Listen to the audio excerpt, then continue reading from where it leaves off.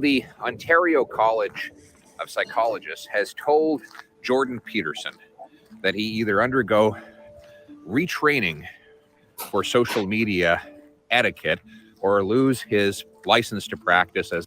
Wait, real quick, you know how like there's a conservative American thing of like filming a video in your car is like the conservative Canadian guy just like walking around in a forest filming himself? Is that like what? I'm sorry. Sorry. Yeah, just like taking a stroll. All right. No, he's not. He has to walk because he put the camera on the antlers of a moose, and so starting to lead him away. He has to keep up. As a clinical psychologist. This follows a number of complaints by people who don't like his online posts, one of which is a retweet of something I posted, another is a criticism of Justin Trudeau. Now, it should go without saying that in a free country, professionals should not lose their jobs and licenses because they express a political opinion contrary to the licensing body that's mandated by the government. But, of course, in saying this, my liberal critics in the media will, of course, say, well, Poilievre agrees with freedom of speech for someone like Dr. Peterson, therefore he must endorse everything Dr. Peterson has ever said. Well, of course not. I don't endorse 100% of everything anyone has ever said. There's no two people in the world who agree 100% of the time on 100% of things. Conservatives so I'm sure there is like something that. He's posted that I do object to, but that is not the point, because freedom of speech only matters when you disagree. I mean, if we all agreed, we wouldn't need freedom of speech because no one has ever tried to censor someone for saying something that they agree with. It is only when there is a disagreement that it matters. Very out of and that's what distinguishes Canada, a free country, from dictatorships. Dictators don't censor things their citizens say that the dictator agrees with, only things they disagree with.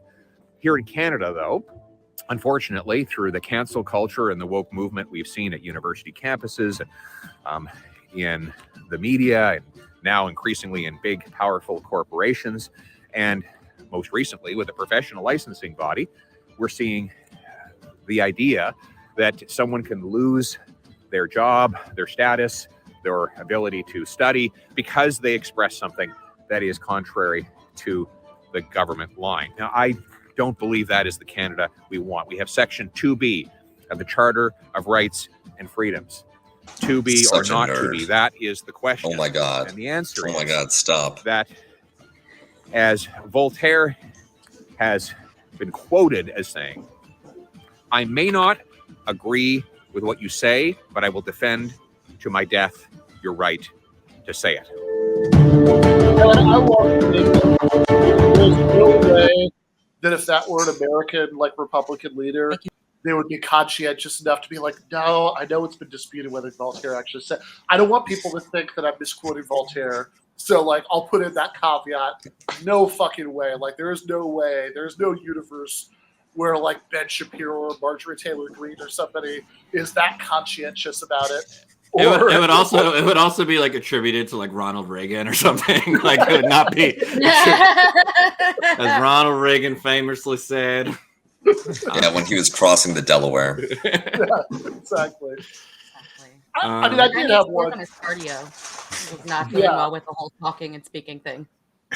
Yeah, he as Voltaire famously said. This moose is too fast for me. Exactly. The moose is in like a light trot. Those are not pauses for emphasis. He just like could only say a few words between breaths, kind of thing.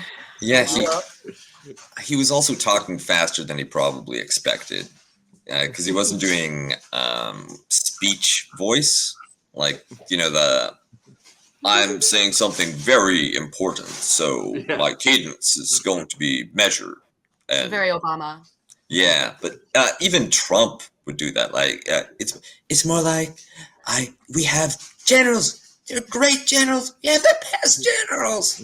You know, he still did the pause. It was just a different style. But Poilievre is like, he's trying to Gish Gallop this, right? Like, you know, he's got judges that are making sure he gets everything down. Yeah. I would say, and And my God, I love that. I love that he knows that it's 2B, right? That's exactly where it is in the code. But or not to be.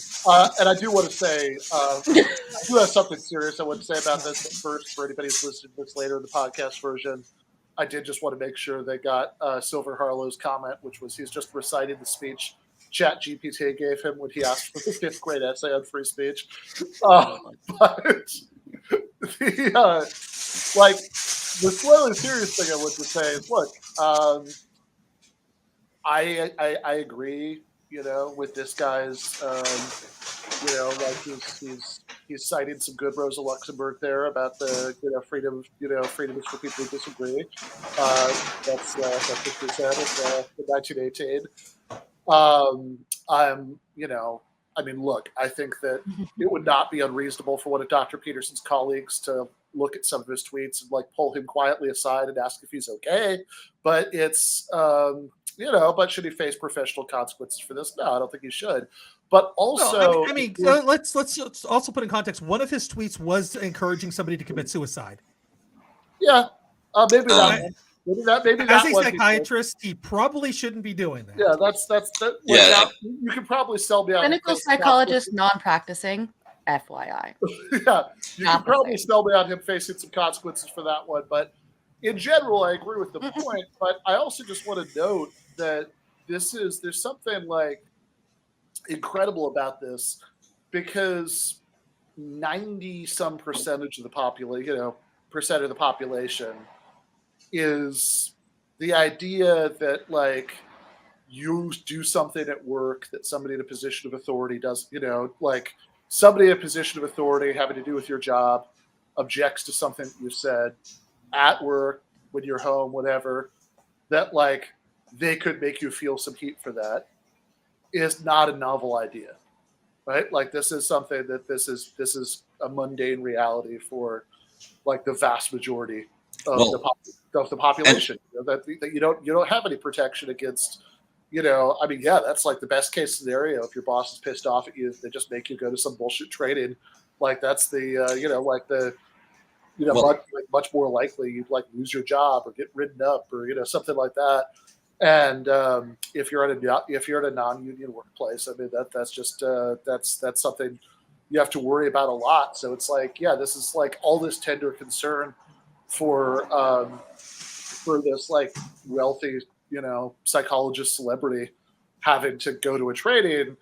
I'm not saying it's wrong, but I'm saying I would be more impressed with it if you were going to extend it to the rest of the population.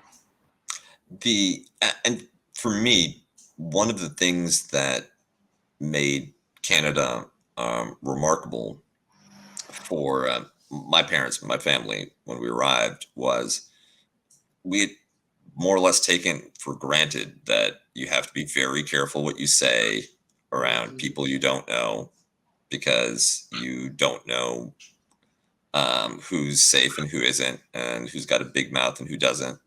And it's not even necessarily political opposition-y stuff, but just in order to get, nylons or eggs, you might have some scam on the side with the egg lady. So everyone's kind of shady. Everyone is just trying to get by. Everyone has a guilty conscience. And it really sucked. But the idea that you could just say whatever you wanted, even if you knew that it would piss people off, and that was going to be, you could just do that and come back to work the next day, feels so unnatural to me. And the fact that anybody at all enjoys that is, go unions, I guess. Yeah, no, exactly. I think we should. This is, I think the heart of a good left program, that we want to extend that level of autonomy. Where this would be this would be a big imposition for you. That's oh my God, I can't believe I had to go to a training I didn't want to go to. Right? Yes. We Exactly. can disseminate that level of autonomy to a much wider portion of the population. Redistribution, not just for property anymore. Exactly. I think it's a good point that this is one of the most powerful people rich and powerful people that this could ever happen to, and B, like Andy said, I mean, I think in a strong majority of cases against someone losing their job for what they tweet, but it sounds like this might be a bit of an edge case, not one that I would necessarily support. But if he's saying, like, it might be something, there might actually be some evidence that this has to do with his performance. Yeah, of the job.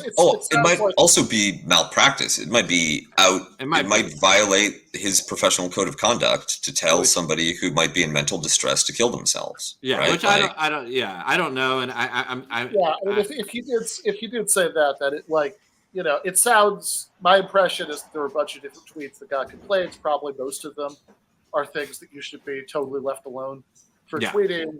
But the one that Andy mentions, I haven't seen it, but that does sound much worse. And if that is like a reasonable representation of what he said, then I mean, that's there is a limit, right? Especially if they're just like, can you please go to like a 30-minute training, and he's like, up yours. Like, it's like up yours. But I agree that he probably that if that's you shouldn't. For the most part, you shouldn't be. Also, you shouldn't lose your job because of what you tweet. I like Mr. Spencer in the chat, who's really thinking entrepreneurially. Says Jordan Peterson should go the Rand Paul route and create body.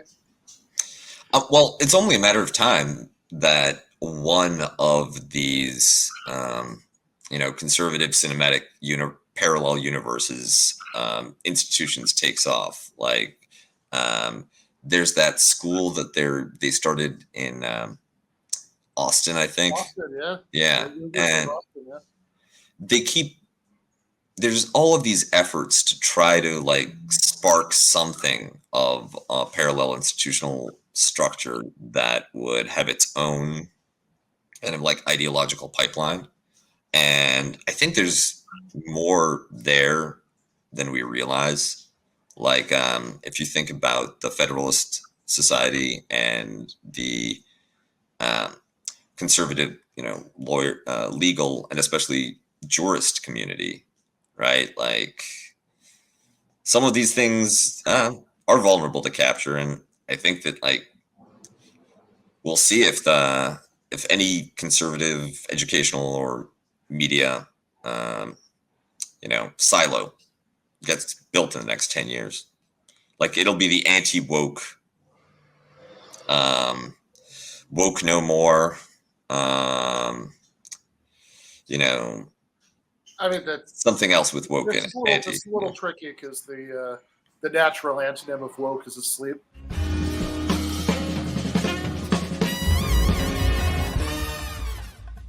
You have been watching free public content from Give Them an Argument. To access every single episode of the show, the main show on Monday nights, all of the streams, all of the debate breakdowns, all of the patron-exclusive postgames on Monday nights, all of the patron-exclusive bonus episodes every week, and much, much more, go to patreon.com/Ben Burgis. I cannot resist ending this with, don't be foolish.